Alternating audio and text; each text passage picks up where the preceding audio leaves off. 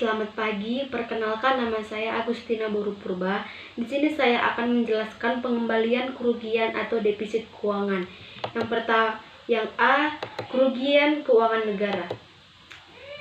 Adapun poinnya yang pertama ialah pengertian kerugian keuangan negara. Pengertian kerugian keuangan negara menurut pasal 1 ayat 22 ayat Undang-Undang Nomor 1 Tahun 2004 tentang Perbendaharaan Negara. Yang dimaksud dengan kerugian negara atau daerah adalah kekurangan uang, surat berharga, dan barang yang nyata dan pastinya jumlahnya sebagai akibat perbuatan melawan hukum baik sengaja maupun lalai. Unsur-unsur kerugian negara yaitu yang pertama, kerugian negara merupakan kekurangan keuangan negara berupa uang, surat berharga, dan barang milik negara. Yang B, kekurangan dalam keuangan negara tersebut harus nyata dan pasti jumlahnya. Dan yang C, kerugian keuangan tersebut sebagai akibat perbuatan melawan hukum baik sengaja maupun lalai. Yang ke B, penyebab kerugian keuangan. Adapun faktor-faktor penyebab kerugian keuangan negara yaitu yang pertama, terdapat pengadaan barang-barang yang dengan harga-harga yang tidak wajar karena jauh di atas harga pasar sehingga dapat merugikan keuangan negara sebesar selisih harga pembelian dengan harga pasar dengan harga yang sewajarnya. Yang kedua, harga pengadaan barang dan jasa wajar tetapi tidak sesuai dengan spesifikasi barang dan jasa yang dipersyaratkan. Kalau harga barang dan jasa murah tetapi kualitas barang dan jasa kurang baik, maka dapat dikatakan juga merugikan negara. Yang ketiga, terdapat transaksi yang memperbesar utang negara secara tidak wajar, sehingga dapat dikatakan juga merugikan keuangan negara karena kewajiban negara untuk membayar utang semakin besar. Yang keempat, piutang negara berkurang secara tidak wajar dapat juga dikatakan merugikan negara.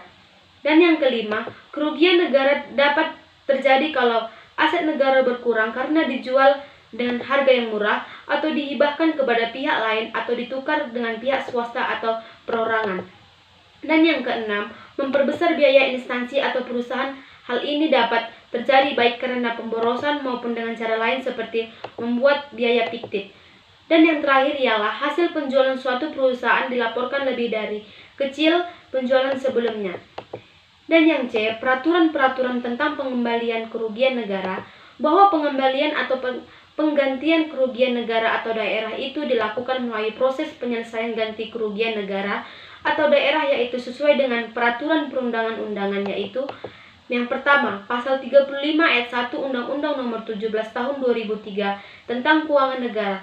Setiap pejabat negara atau pegawai negeri bukan bendahara yang melanggar hukum atau melalaikan kewajibannya, baik langsung atau tidak langsung, yang merugikan keuangan negara yang diwajibkan mengganti kerugian tersebut. Dan yang kedua, pasal 59 Undang-Undang Nomor 1 Tahun 2004 tentang Perbendaharaan Negara. Yang pertama, setiap kerugian negara atau daerah yang disebabkan oleh tindakan melanggar hukum atau kelalaian seorang harus segera diselesaikan sesuai dengan ketentuan perundangan-undangan yang berlaku. Yang kedua, bendahara pegawai negeri bukan bendahara atau pejabat lain karena perbuatannya melanggar hukum atau melalaikan kewajibannya yang dibebankan kepadanya secara langsung merugikan keuangan negara, wajib mengganti kerugian tersebut. Dan yang ketiga, penjelasan umum angka 6 penyelesaian kerugian negara Undang-Undang Nomor 1 Tahun 2004 tentang Perbendaharaan Negara telah diamanatkan penyelesaian kerugian negara atau daerah dengan cara mengembalikan atau mengganti kerugian negara atau daerah untuk menghindari terjadinya kerugian keuangan negara atau daerah akibat tindakan melanggar hukum atau kelalaian seseorang dalam Undang-Undang Perbendaharaan. Karena itu, dalam Undang-Undang Perbendaharaan Negara itu ditegaskan bahwa setiap kerugian negara atau daerah yang disebabkan tindakan melanggar hukum atau kelalaian seorang harus diganti oleh pihak yang bersalah. Yang keempat, penjelasan pasal 9. Menjelaskan pasal 9 ialah ayat 1 Undang-Undang Nomor 1 Tahun 2004 tentang Perbendaharaan Negara. Ditegaskan perlunya pengembalian atau pergantian kerugian negara daerah melalui proses penyelesaian ganti kerugian negara. Penyelesaian kerugian negara perlu segera dilakukan untuk mengembalikan kekayaan negara yang hilang atau berkurang serta meningkatkan disiplin dan tanggung jawab para pegawai negeri atau pejabat. Selanjutnya yang D, lembaga yang menangani pengembalian kerugian keuangan negara, bahwa pengembalian atau penggantian kerugian negara atau daerah melalui penyelesaian ganti kerugian negara atau daerah tersebut dilaksanakan oleh suatu lembaga yaitu yang pertama, Tim Penyelesaian Kerugian Negara atau Daerah, TPKN atau D, dan Majelis Tuntutan Perbendaharaan untuk memproses ganti kerugian negara terhadap bendahara pasal 62 ayat 1 Undang-Undang Nomor 1 Tahun 2004 tentang Perbendaharaan Negara, pasal 41 Peraturan BPK Nomor 3 Tahun 2007 tentang tata cara penyelesaian ganti kerugian negara terhadap bendahara.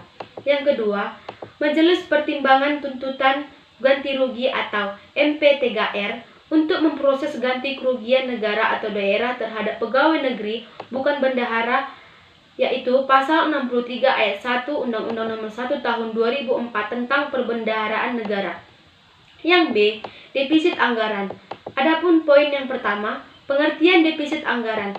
Secara umum, defisit adalah situasi pengeluaran lebih besar dibandingkan pemasukan dalam hal keuangan, baik dalam lingkup suatu organisasi maupun negara. Defisit juga dapat diartikan kekurangan keuangan dalam kas sebagai akibat pengeluaran yang lebih besar daripada penghasilan. Keadaan defisit suatu negara bisa ditutupi dengan memaksimalkan berbagai sumber keuangan negara, baik dari dalam maupun dari luar negeri.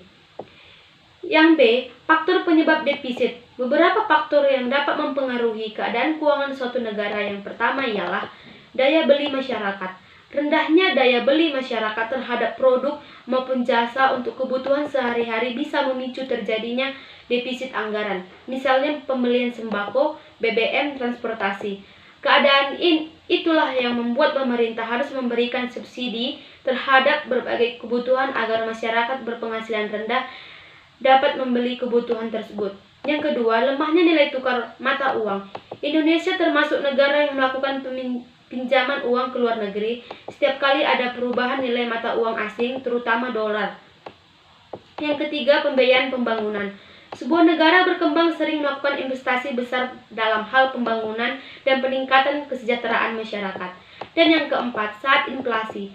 Dalam penyusunan anggaran pendapatan dan belanja daerah atau APBN, pemerintah menggunakan standar harga yang ditetapkan, namun hal tersebut bisa berubah seiring berjalannya waktu.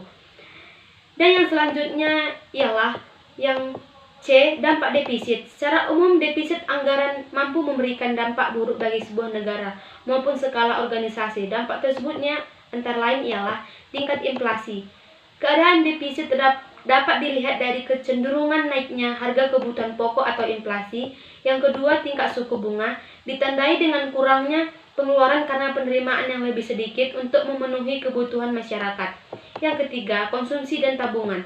Dengan keadaan inflasi mampu mengurangi pendapatan real masyarakat. Hal ini membuat masyarakat mengurangi tingkat konsumsi dan tabungannya. Yang keempat, pengangguran. Penurunan tingkat investasi juga berdampak pada peningkatan angka pengangguran. Dan selanjutnya yang D, cara mengatasi defisit anggaran. Dari situs resmi Kementerian Keuangan Republik Indonesia, Menteri Keuangan Sri Mulyani Indrawati menyampaikan rasio pajak dan tingkat kepatuhan pajak di Indonesia bisa menghindari atau mengatasi defisit anggaran jika rasionya tinggi. Selain meningkatkan pajak dari sisi penerimaan kas negara, juga bisa menerbitkan obligasi sehingga meningkatkan penyerapan uang masyarakat. Melakukan peminjaman uang menjadi